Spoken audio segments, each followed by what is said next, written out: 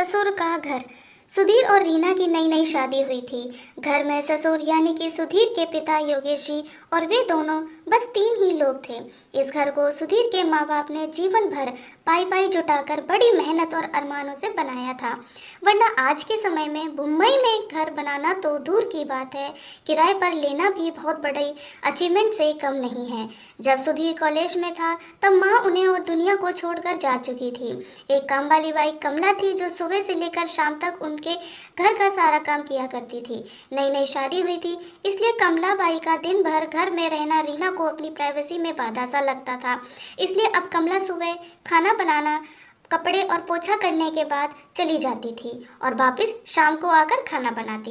कमला भी दोपहर की गैर हाजिरी से कई छोटे मोटे काम दिखाई देने लगे, जिनमें से ज़्यादातर काम बिना कहे योगेश जी ये सोचकर कर लिया करते कि बहू को मदद हो जाएगी।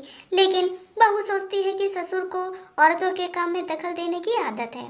एक दिन मौका देखकर रीना ने सुधीर से कहा, क्यों ना हम बाबूजी को वृद्धाश्रम में भेज दें। सिर्फ एक बार पैसा भरना पड़ेगा और उन्हें भी अपने उम्र के लोगों का साथ मिल जाएगा। हमें भी अपनी प्राइवेसी के बारे में ज़्यादा सोचना नहीं पड़ेगा। सुधीर ने रीना की बातों पर ज़्यादा ध्यान नहीं दिया। कुछ दिन ही बीते थे कि बाबूजी अपने दोस्तों के साथ एक हफ्ते के लिए टूर पर गए और इत्तेफाक से इसी दौरान कमला बाई भी छुट्टी पर थी। फिर क्या, रीना को जैसा चाहिए था वैसा समय मिलने लगा। अब सुधीर रेस्टोरेंट में खाना खा लेता और रीना का काम ऑमलेट, ब्रेड या मैगी से चल जाता। खाना बनाने की टेंशन तो नहीं थी, लेकिन घर में होने वाले सारे काम तो अब रीना को ही करने थे। ससुर जी की गैर हाजिरी में रीना को एहसास हुआ कि वह बिना कहे जो वो काम कर लिया करते थे उनसे कितना फर्क पड़ता था। छोटे मोटे लगने वाले यह काम भी काफ़ी समय और एनर्जी लेने वाले थे। कुछ दिन बीतने के बाद एक दिन सुधीर रीना को कहता है, चलो आज कहीं बाहर घूम कर आते हैं। रीना बड़ी खुशी खुशी से सज धज कर बाहर घूमने के लिए तैयार हो जाती है। सुधीर रीना को अपने घर से 5 से 6 किलोमीटर दूर एक चौल में लेकर जाता है। एक आदमी सुधीर के हाथों में एक चाबी देता है। सुधीर उस चाबी को लेकर चौल का एक कमरे का दरवाजा खोलता है। कमरा खुलते ही 2 रूम वाले उस छोटे से अंधेरे से भरे घर के अंदर सुधीर रीना को लेकर जाता है और कहता है, कैसा लगा तुम्हें हमारा नया घर। सुधीर कहता है, हम अगले महीने से ही इसी मकान को किराए से लेकर रहेंगे अलग और अपनी प्राइवेसी का मजा लेंगे। अभी मेरी आमदनी के हिसाब से हम इसी को अफोर्ड कर सकते हैं। सुधीर का यह व्यवहार रीना के समझ में नहीं आया। वह चौंकते हुए कहती है, हमारे पास अपना इतना बड़ा घर तो है, फिर क्यों हम किराए पर रहेंगे। सुधीर उसे टोकते हुए कहता है, सोच समझकर बोला करो, वह घर हमारा नहीं है, वह माँ बाबूजी का है। तुम्हारे पास 1 महीना है सोचने के लिए कि तुम्हें आगे क्या करना है, सुधीर ने कहा।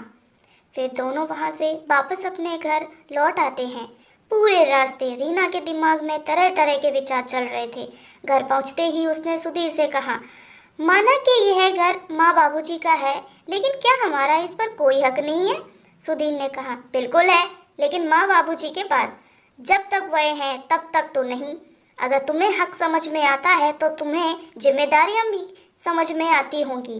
सिर्फ हक के बारे में सोचकर और अपनी जिम्मेदारियां भूलकर स्वार्थी होना क्या भला अच्छा होता है। रीना के पास सुधीर के इस सवाल का कोई जवाब नहीं था। वह सोचने लगी कि उसने अपने सुख के स्वार्थ के लिए इतने नीचे गिरकर ऐसी घटिया सोच अपने दिमाग में आने दी। उसे मन ही मन पछतावा होने लगा। रीना सुधीर से बोली, मुझे माफ़ कर दीजिए प्लीज़, मैं सच में स्वार्थी हो गई थी, मुझसे बहुत बड़ी गलती हो गई, अब मैं ऐसा नहीं करूँगी। सुधीर बोला, तुम्हें पछतावा हुआ, मेरे लिए यह काफ़ी है, मैं तुमसे नाराज नहीं हूँ। बेटे और बहू का यह वार्तालाप योगेश जी दरवाजे पर खड़े होकर सुन रहे थे। उन्होंने आसमान की तरफ देखा और बोले, भाग्यवान, तुम धन्य हो जो तुमने ऐसे बेटे को जन्म दिया है। उन्होंने दरवाज़ा खटखटाया। बहू रीना ने दरवाज़ा खोला तो उनके हाथों में पकड़ी थैली से गरम गरम समोसे की सुगंध उसको आने लगी। ससुर ने अपनी बहू रीना से कहा, वो कोने वाले हलवाई के पास से लाया हूँ, तुम्हें बहुत पसंद है ना बहू। रीना को अपने ससुर के प्रति विचार और ससुर उसके प्रति प्यार, उन दोनों का फर्क समझ में आते ही उसकी आंखों में पश्चाताप के आंसू और चेहरे पर अपने परिवार के प्यार के कारण मुस्कान आ गई। अब वो समझ गई थी कि वो कितना गलत सोच रही थी अपने ससुर के बारे में।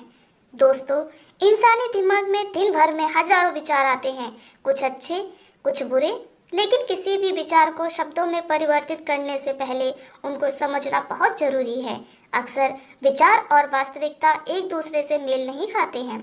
हमारे बुजुर्ग जो हमें बोझ लगते हैं, जिनसे हम बात बात में चिढ़ जाते हैं, और ऐसा इसलिए होता है क्योंकि हम स्वार्थी होकर सोचते हैं और हम उनके योगदान को समझ नहीं पाते। वह हमारे जीवन में बहुत अहम किरदार निभाते हैं। अगर ये मेरी वीडियो आपको अच्छी लगी हो तो मेरे चैनल को लाइक, सब्सक्राइब और शेयर करना ना भूलें। धन्यवाद।